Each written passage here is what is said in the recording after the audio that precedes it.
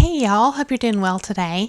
So, in today's message, I want to share kind of an outline of a chapter in this book, which I've shared a little bit before with you, Inner Engineering, A Yogi's Guide to Joy.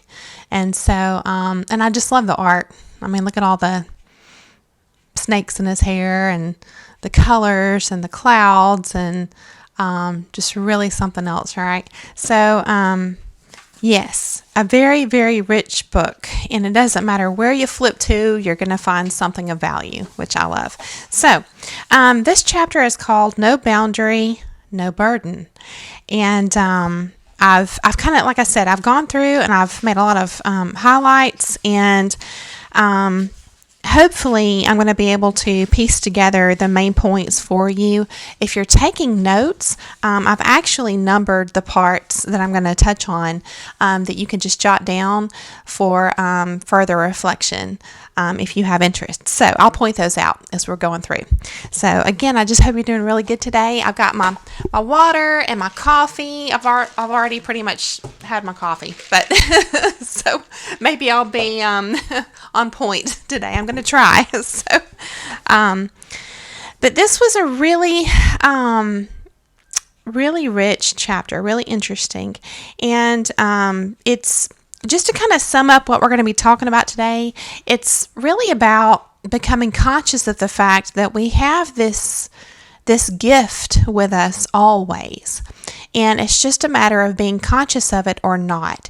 And it's all about how you look at things, or it's how you look at things, your perspective, what you give attention to.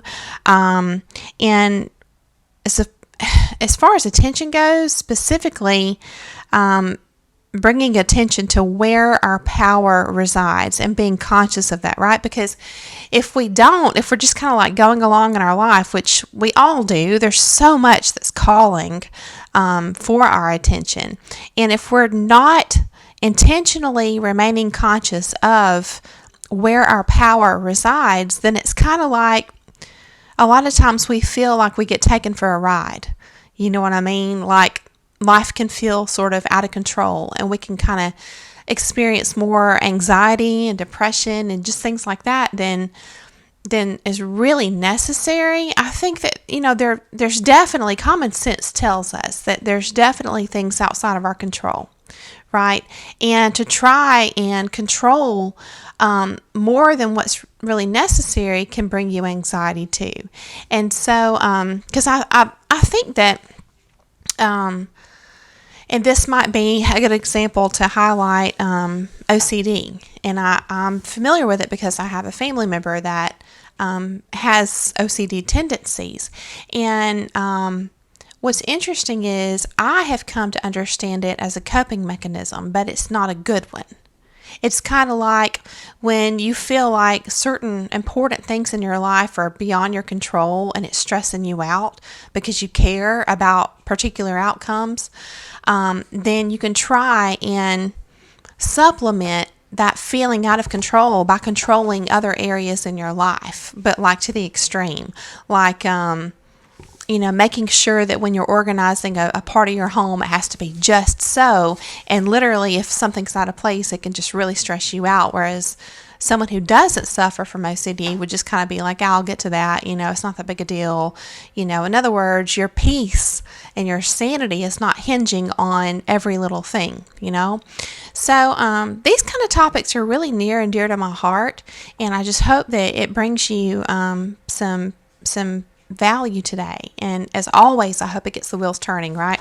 So, yeah, the gift of choice that we all have, that's going to be a big part of this discussion, right?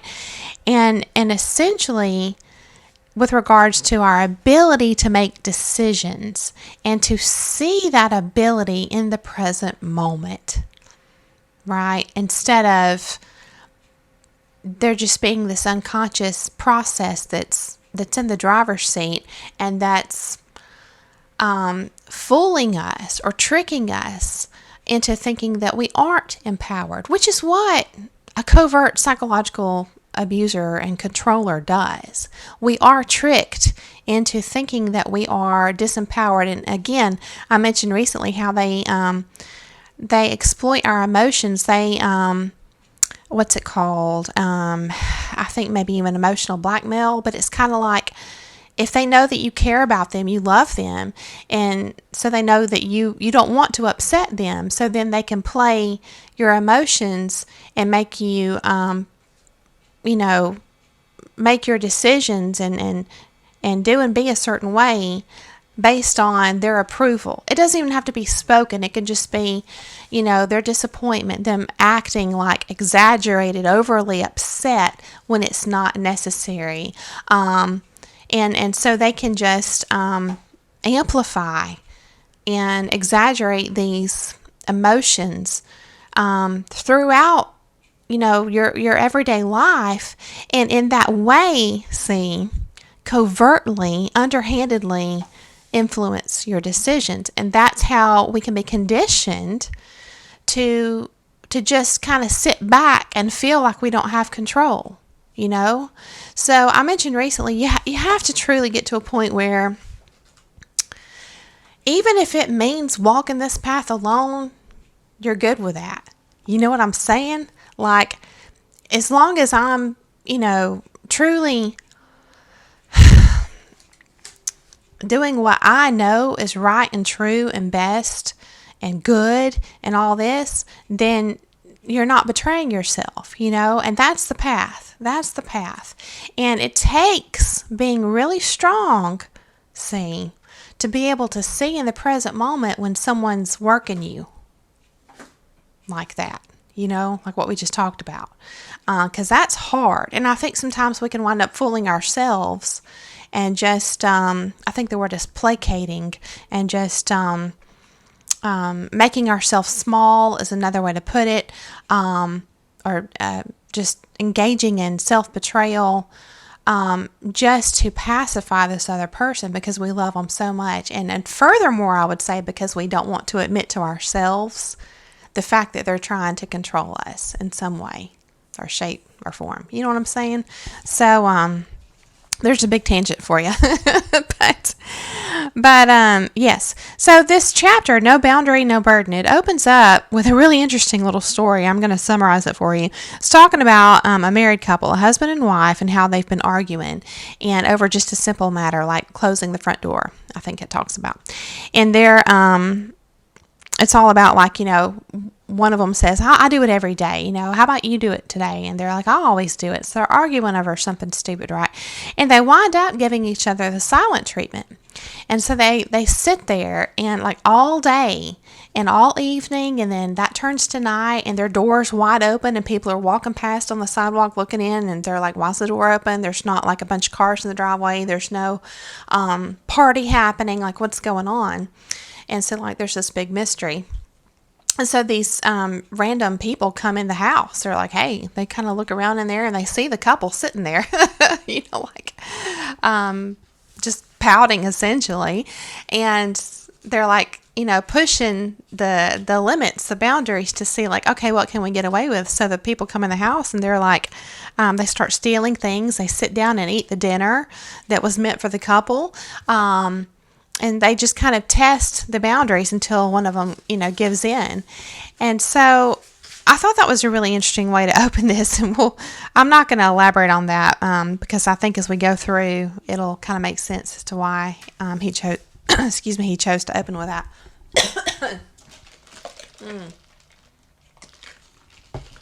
Okay, so if you have the book, it's going to be on page 50. It says, there is an ancient science of how to create misery. Hold on, y'all. I'm all choked up today.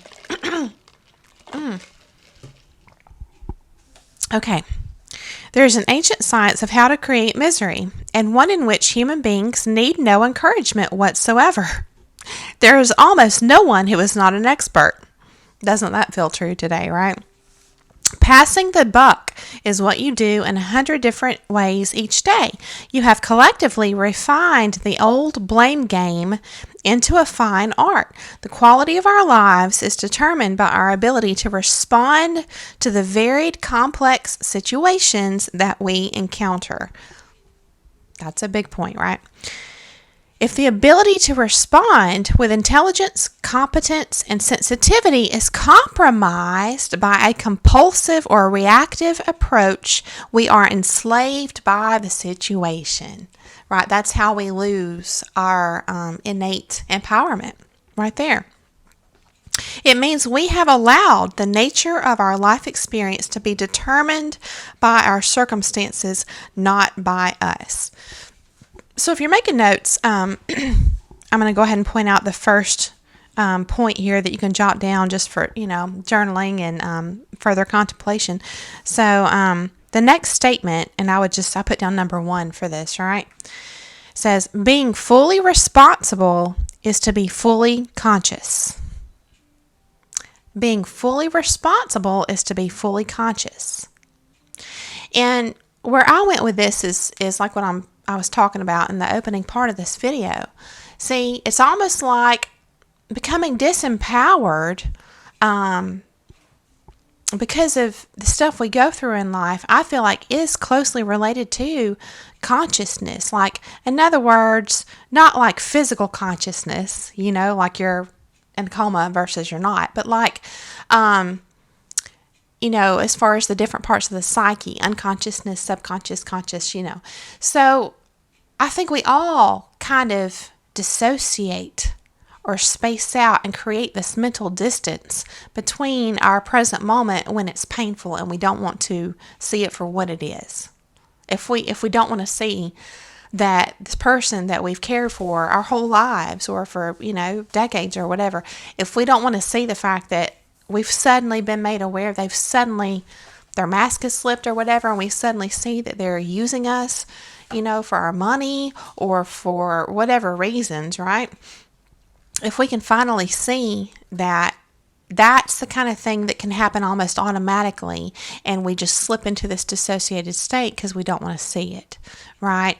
But what happens is like this byproduct, right, is it takes away that empowerment. And so it's like there's like a ripple effect.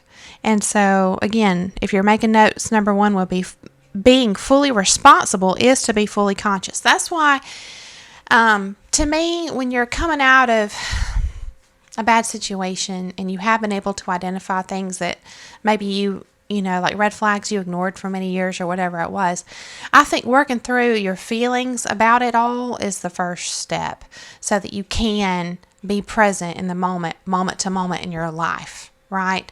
So that you can willingly be a willing participant in your conscious awareness every moment.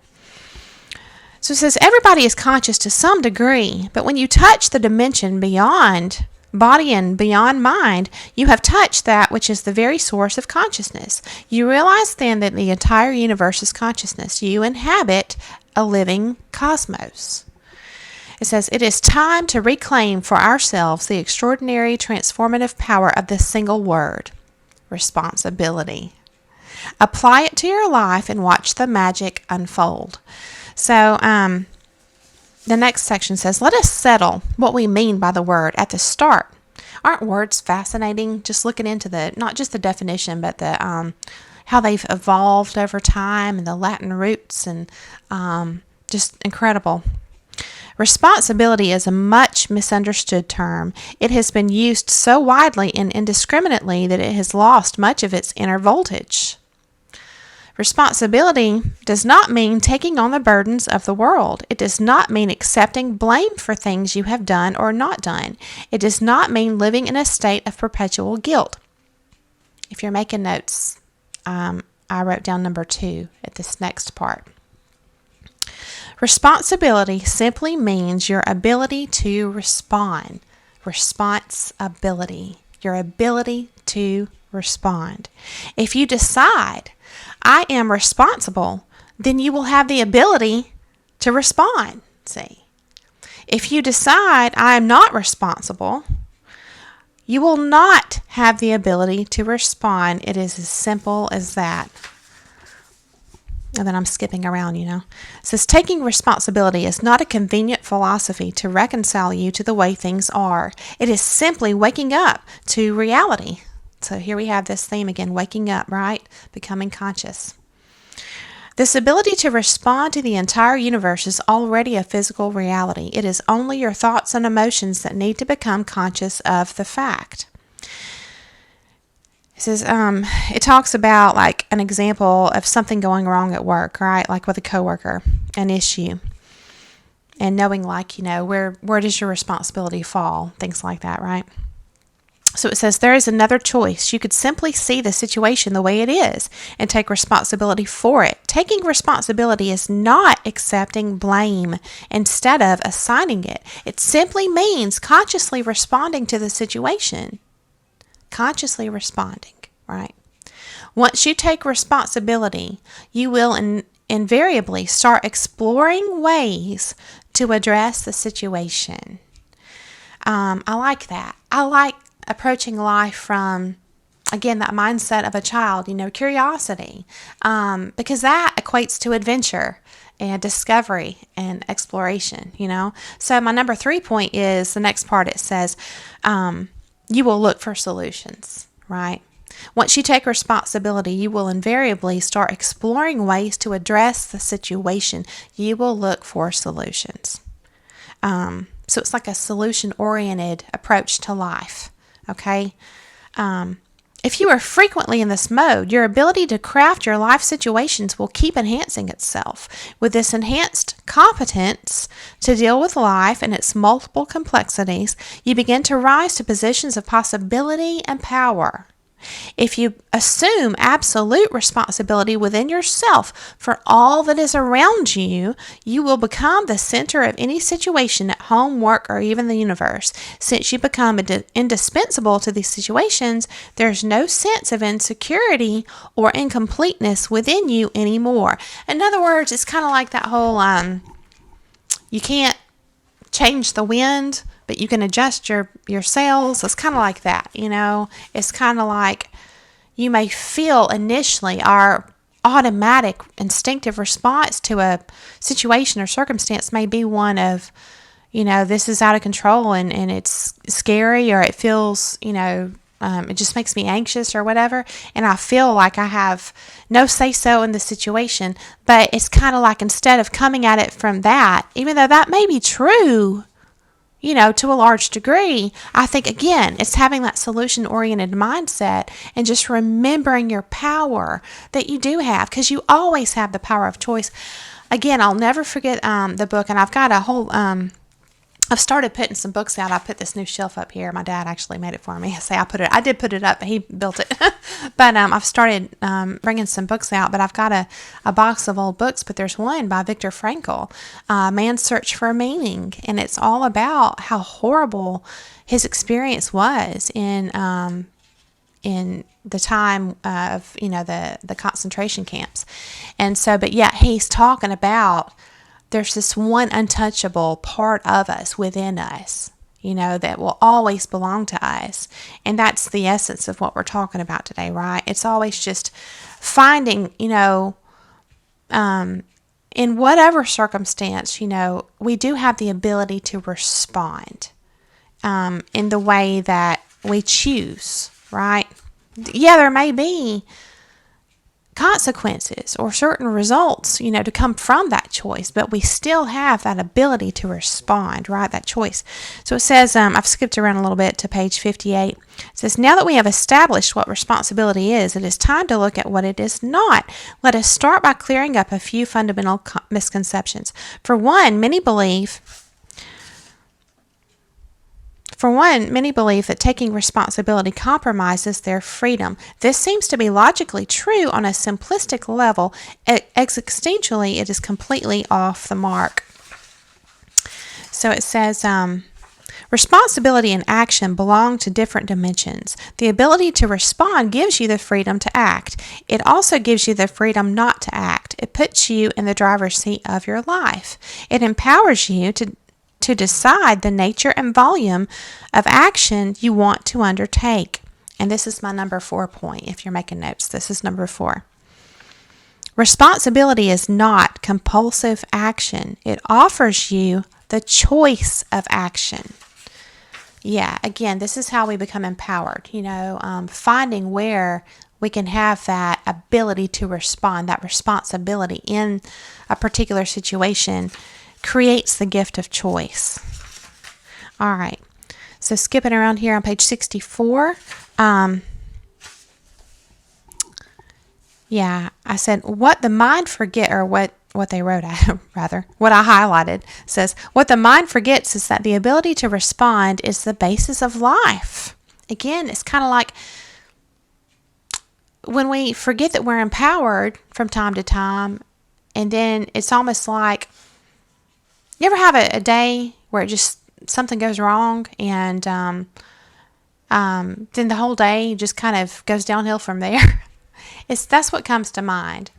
And so it's like living against the grain, against the design of life. That's why I like to look at, all the pieces and parts, of the grand design, of life, and see how truth is truth at every level, so that I'm trying to keep myself consciously aware, so that I'm not going against the grain, So again, the ability to respond is the basis of life. If the ability is acknowledged willingly, you will become blissful. If it happens unwillingly, you become miserable. Pretty interesting. So then I have my number 5 point, if you're taking notes. Being responsible is taking ownership of your life. It means you have taken the first radical step to becoming a complete human being, fully conscious and fully human. In taking responsibility and beginning the journey toward conscious living, you are putting an end to the age-old patterns of assigning blame outward or heavenward. You have begun the greatest adventure life has to offer, the voyage inward. This notion of responsibility, as you might have noticed, seems to lead us seamlessly to another word, remarkably similar in its implications. So he goes into talking about love, right? And how we make it very complex and contingent on things. And he says love is not something you do; it is just the way you are. It says, this is my number 6 point, if you're taking notes. But to be loving is simply this: a willingness to respond freely and openly. And there's layers of truth to that. If you think about being entangled in whatever a way, friendship, marriage, whatever, with someone who wasn't open with you and honest, someone who was steeped in deception, and therefore you were, heavily affected, that's not love. Love doesn't keep things from you. Love doesn't deceive. And so, but also I would say this. It says, but to be loving is simply this: a willingness to respond freely and openly. I think that, we probably don't come across even people who are honest, who aren't liars, don't go around manipulating and deceiving people, in other words. I think all of us can kind of shift out of a loving attitude, just in general, to everyone we come across when we feel like we're not empowered. When we kind of slip into this victim mindset. It's because, again, there's anxiety associated with that. All kind of negative type feelings, negative energy.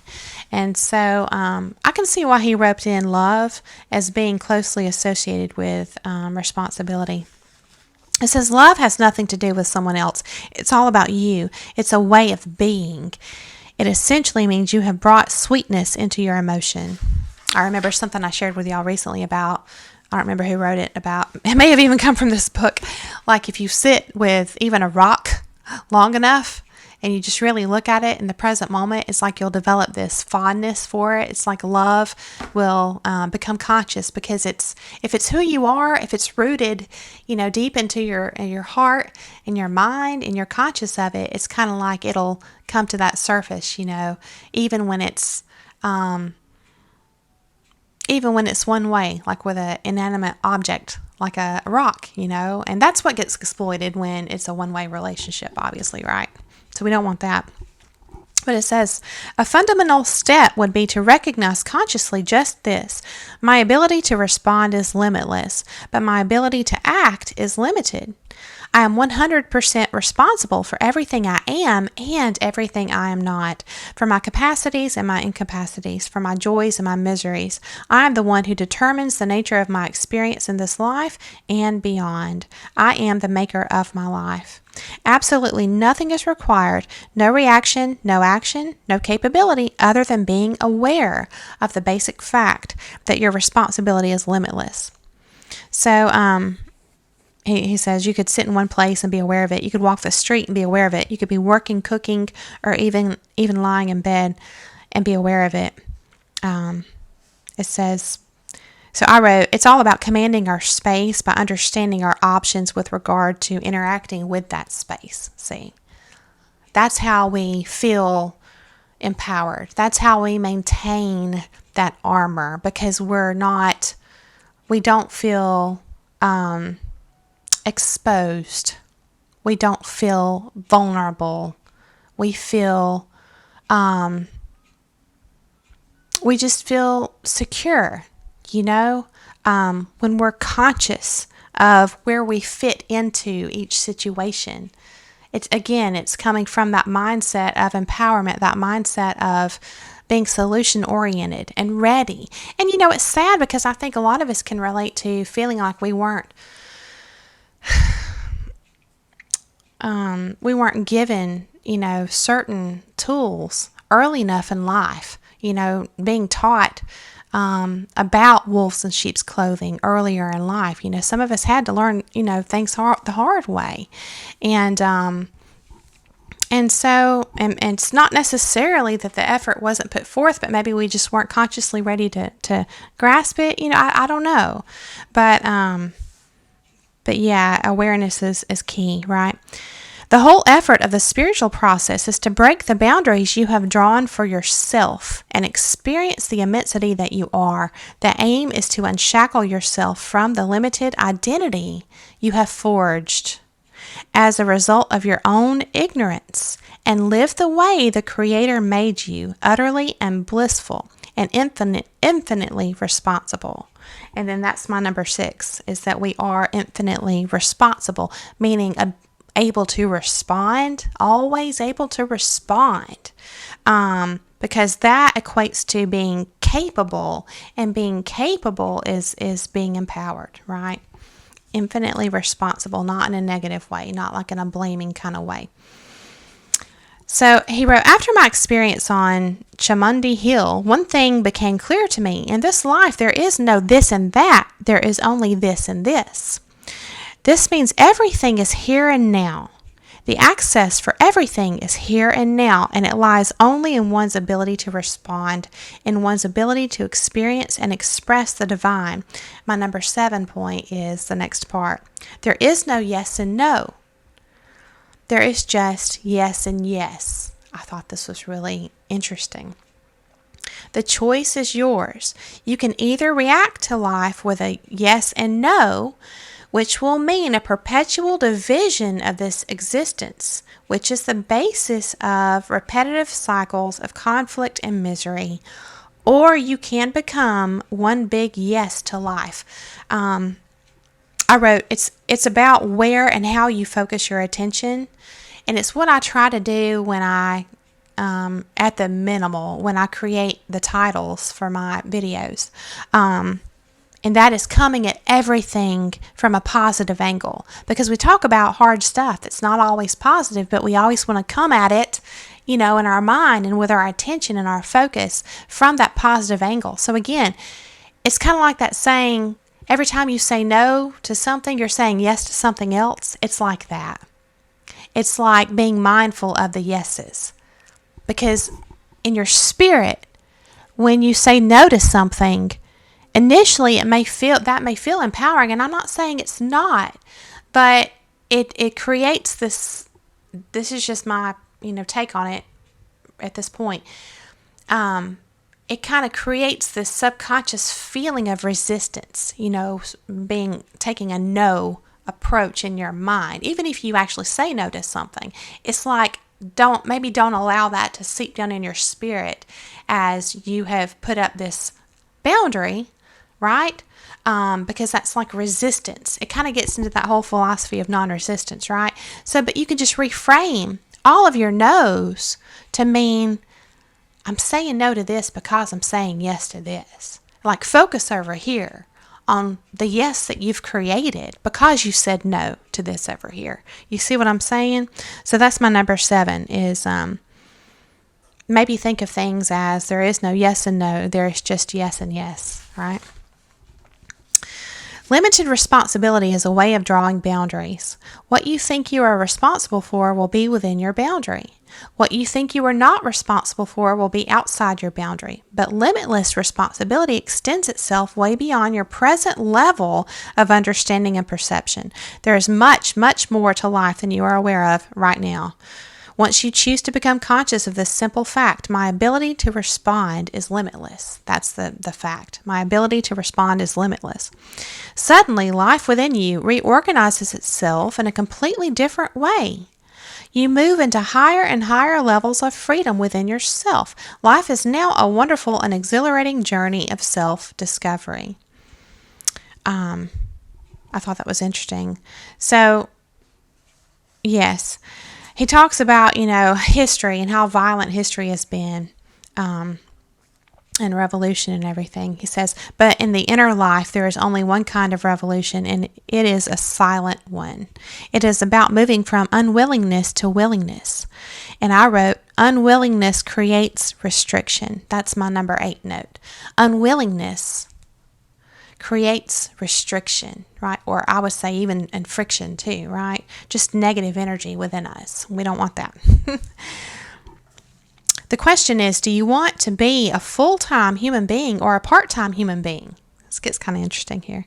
If you restrict your ability to respond, the scope and dimension of your experience will be unsurprising, predictable, limited, and narrow. Yes. It's about becoming a willing piece of life in this glorious living cosmos. Responsibility is not burdensome. Boundaries are burdensome. If you draw yourself a boundary, whether of ideology, caste, creed, race, or religion, you cannot move beyond it, and you end up stuck for no reason at all.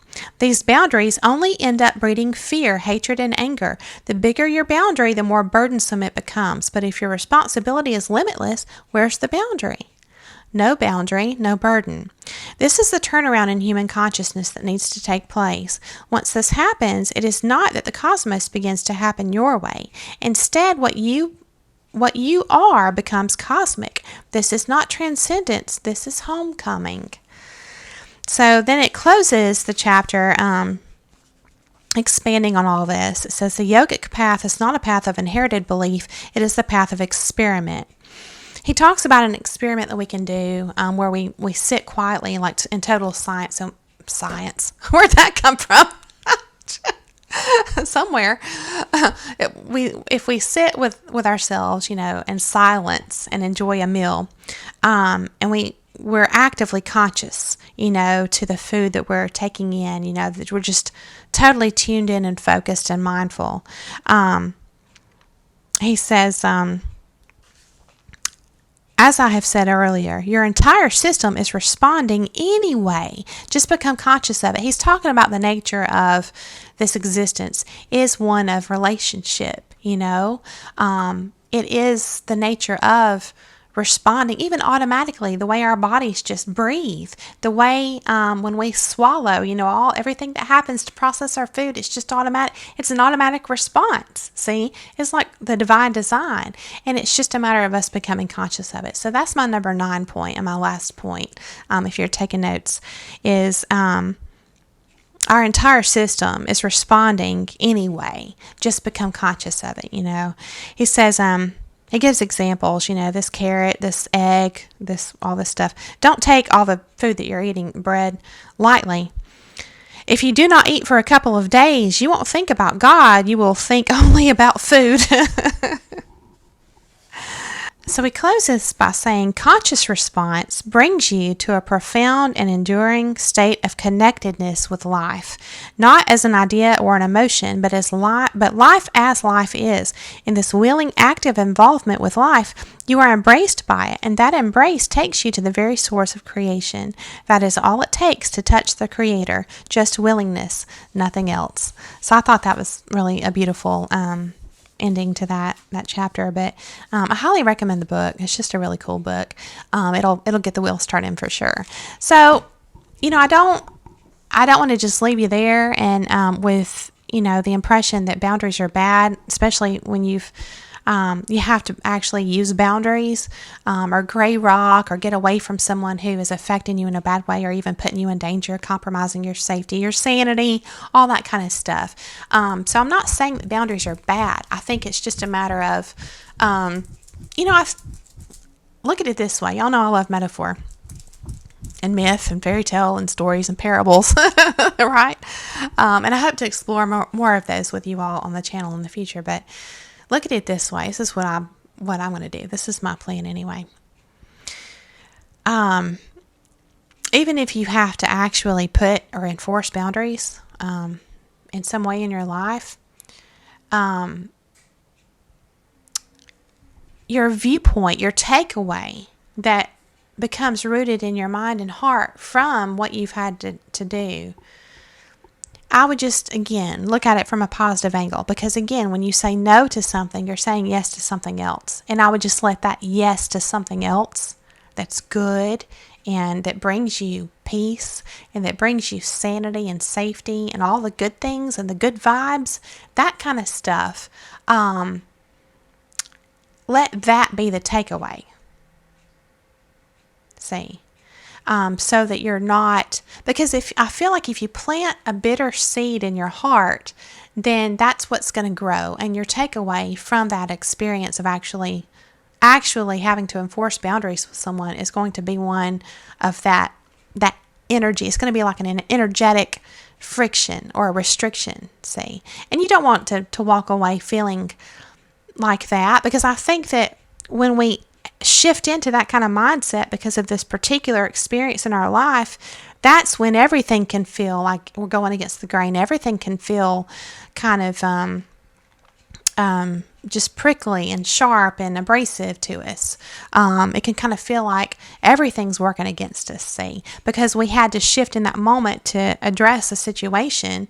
And there's other stuff going on too, like doubting ourselves and self-condemnation, because again, people can